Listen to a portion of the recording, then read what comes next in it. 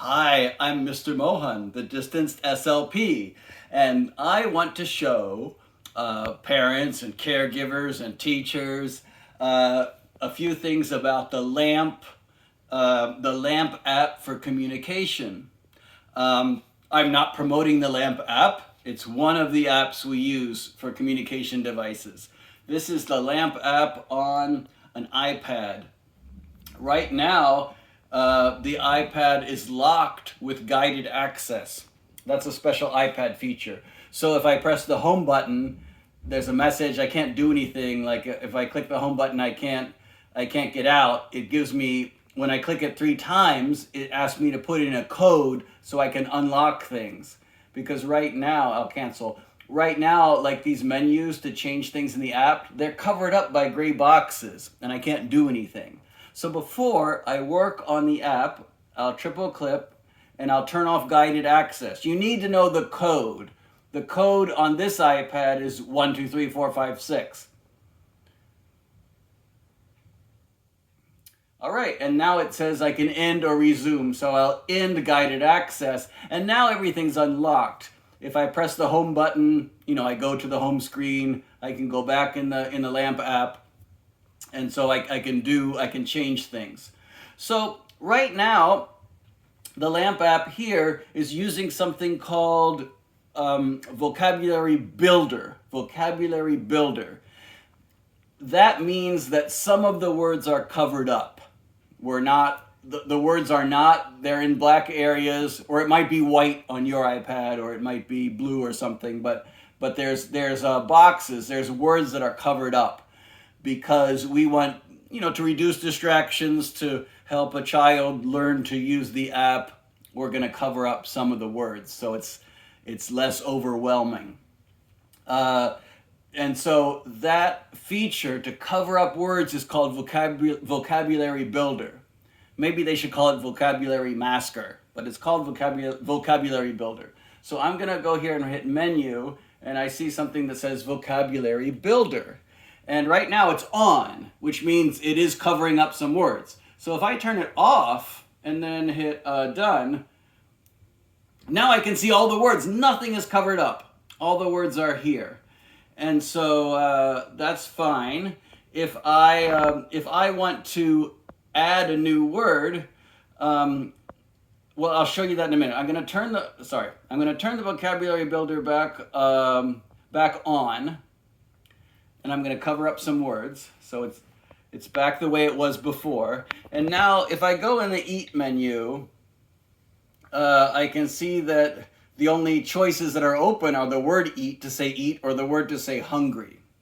Now, I might want to add more words. So, there's 2 ways to add words. I can open words that are already there but are hidden, or I could make a new word that's not part of the LAMP vocabulary. So I'll show you both of those options and then we'll be all done. So I'm going to go to vocabulary builder on this eat page, and I'm going to turn off the builder. And now I can see all the words that would be, on the eat page. So, there's like fruit. If I go under Italian, there's ravioli, right? So under the Italian menu, then I have the word ravioli. If I want to unlock that word, I would go to the vocabulary builder and I could type in the search bar ravioli,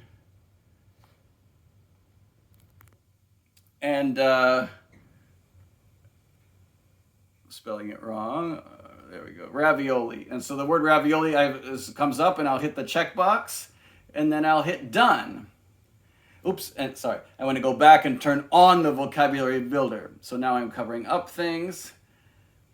And now there's just the word ravioli. If I go to the home screen, and press eat, now I don't just have eat and hungry, but I also have the Italian menu. And when I go in there, there's that word ravioli that I just unlocked. Okay? So when I go to this vocabulary builder, there's tons and tons of words here that I could unlock, like spaghetti or words like bathroom. I mean, there's maybe 1,000 some words. I'm not sure exactly, but 1,000 some words in here, fairly common words that you would use. Now I want to show you if I want to add a word that's not in here, something that's important for the child. So right now I'm in the Italian page, and if I go back here and I turn off the vocabulary builder, I can once again see everything that would be on the Italian page. There's ravioli, pizza, spaghetti, linguine, rigatoni. So if I want to add something, an Italian food that's not on the page, I would hit menu and then edit page. And so now I can see where all the blank pages are. I could even edit one of the words that's really here, but I wouldn't really recommend that. I would, just put a word. I would pick a blank square and I would say create new button. And so now I could say crab. It's not really an Italian food, but I'll say crab pillow because I have a crab pillow next to me. I know a crab pillow is not an Italian food, but it's okay. Crab pillow.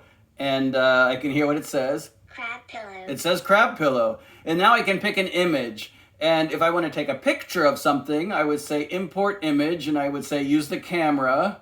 And now the iPad camera's on. I'm going to use the iPad camera to take a picture of this beautiful crab pillow. It has a crab on it. See, oh, look, there's a crab on there. Use photo. And so now I have this picture of a crab pillow. And I hit save. And now there is a square that says crab pillow. So if I hit done and I hit that, crab pillow. It says crab pillow. Whenever I hit something, it goes back to the home page, but it's there. Eat, Italian food, and crab pillow. Now, if I go back and turn on the vocabulary builder, I would need to activate that word. So I could type in the search bar crab. There's crab pillow. I'm going to check the box for crab pillow. Whew. And now, oops, I'm going back to vocabulary builder. I forgot to turn it on. It's on now. And I'm going to hit done.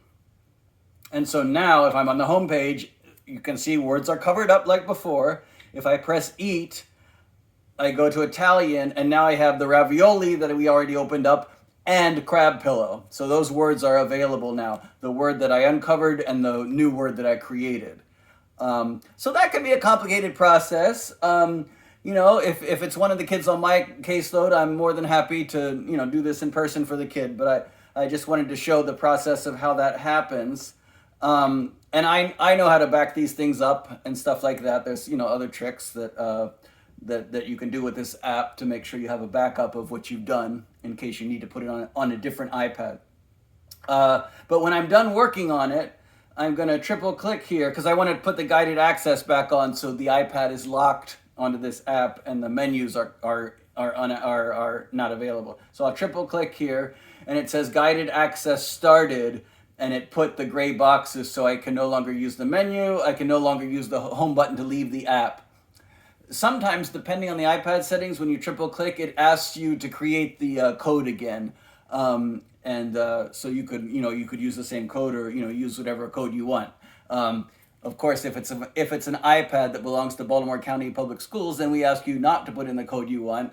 We need to be able to work with the iPad as well if it's one of our iPads. So anyway, that is the story about how to edit the lamp app on the iPad. So talk to you later. Bye.